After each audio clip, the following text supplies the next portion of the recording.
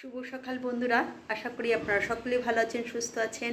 একটা নতুন সকালে হাজির হয়ে গেলাম। আজকে বৃহস্পতিবার, সকাল থেকে প্রচুর চাপ। তো চলুন, তার মধ্যে ওর বাবাও বেরোবে, তার জলখাবার রেডি করে ফেলেছি, ছেলেও বেরোচ্ছে, তার রেডি করে ফেলেছি তরকারি আর পরোটা। এটা খেয়ে ও কলেজ চলে, আর ওর বাবাকেও দিয়ে দেবো। তো চলুন, সারাদিন প্রচণ্ড চাপে আছি, তারপর আপনাদের সঙ্গে কথা হবে।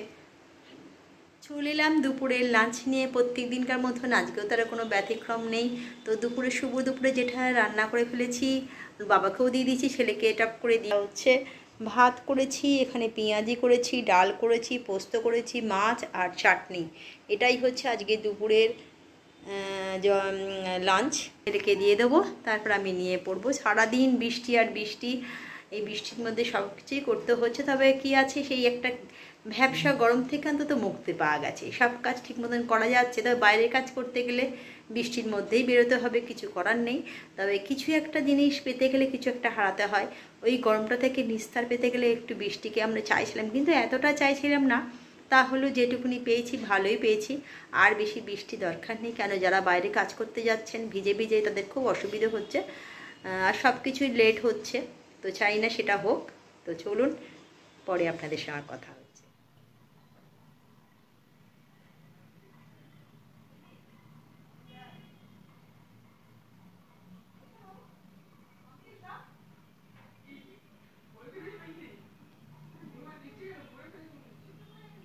বাবু আয়। চলে এলাম বন্ধুরা সন্ধেবেলা একটুখানি আপনাদের সঙ্গে কথা বলতে। তো যেটা বলার, যে 2-3 দিনে বৃষ্টিতে পুরো ওয়েদারটাকেই পুরো চেঞ্জ করে দিয়েছে। আমাদের হুগলি জেলার কথা বলছি। হুগলি জেলা চুঁচুড়ায় এই 3 দিন ধরে যে প্রকারে বৃষ্টি হচ্ছে, থামছে হচ্ছে। তো সেক্ষেত্রে একে পুরোপুরি ওয়েদারটাকে চেঞ্জ করে দিয়েছে। যেখানে এসি চালাতে হচ্ছিল বা পাখা সবসময় চালাতে হচ্ছে, সেখানে পাখার এখন একটুখানি 5 থেকে 2 আর 3-এ আনা হচ্ছে। কারণ 5-এ রাখা যাচ্ছে না, এত ফুল স্পিডের হাওয়া নেওয়াও যাচ্ছে না, যেহেতু বাইরে মুষলধারে বৃষ্টি হচ্ছে। এখনও জানি না, কালকে পর্যন্ত আজকে সারা রাত্রির কালকে বৃষ্টি হয়েছে, আজকে সারাদিনই বৃষ্টি হয়েছে। তবে কি, এই বৃষ্টিটা হলে একটা দিকে যেটা প্রবলেম হয়, যে বাইরে কোনো জায়গায় বেরোনো যায় না। মানে আমরা হচ্ছে এমন পরিস্থিতির মধ্যে পড়েছি না, মানে বেশি যেমন গরমও নিতে পারবো না, বৃষ্টিও চাই, আর অতিরিক্ত বৃষ্টিটা নিতে পারবো না। মানে এইভাবেই চলছে কি, মানে বললেও খারাপ লাগে। যেমন ভালো একটা ওয়েদার হয়ে গেছে, বেশ সুন্দর একটা ওয়েদার হয়ে গেছে, কিন্তু যখন তখন বাইরে বেরোনো যাচ্ছে না, কারণ এত বৃষ্টি। এই যে আরেকজন চলে এসছে। কি বৃষ্টি কেমন লাগছে বলো? ফালতু। ফালতু লাগছে বৃষ্টি। কেন? মিষ্টি ভালো লাগে না। বৃষ্টি ভালো লাগে না? একদম বৃষ্টি ভালো লাগে না? না, একটু হলেও ভালো লাগে। আমার কিন্তু বৃষ্টি ভালো লাগে। আমরা ছোটবেলায় বৃষ্টিতে কিরকম করেছি, কি বলে, পা দিয়ে দিয়ে মাঠে বৃষ্টি জল জমে গেলে পা দিয়ে মাঠে খেলে আসতাম। তারপরে মা বকতো ঠান্ডা লেগে যাবে, কিন্তু সত্যি কথা বলতে কি, তখন এত ঠান্ডা লাগা জ্বর টর ছিল না। একটু ধর, তুই ধর, ওই দিক ধরলে যেতে পড়বে, ছিল না। কিন্তু এখন দেখি কেন, একটু কিছু হলেই কিন্তু বেশ ঠান্ডা লেগে যাচ্ছে, মাথা যন্ত্রণা করছে। এটা আগে একদম হতো না। আমার রোদ্দুর ভালো লাগে। ওর বাবাও কিন্তু রোদ্দুর পছন্দ করে, বৃষ্টি পছন্দ করে না। গরমকালে ওর বাবা গরমটা পছন্দ করে, শীতকালে ওর বাবার পছন্দ করে না। ওর বাবা এমনি ভালোবাসে যে রোদ থাকবে আর গরম থাকুক, ঠিক আছে। কিন্তু আমার বেশি গরম আমি একদম নিতে পারি না, কেন জানি না। বলতে গেলে আমার কোনো কালটাই ভালো লাগে না, কোনো কালটাই ভালো লাগে সেটাও না।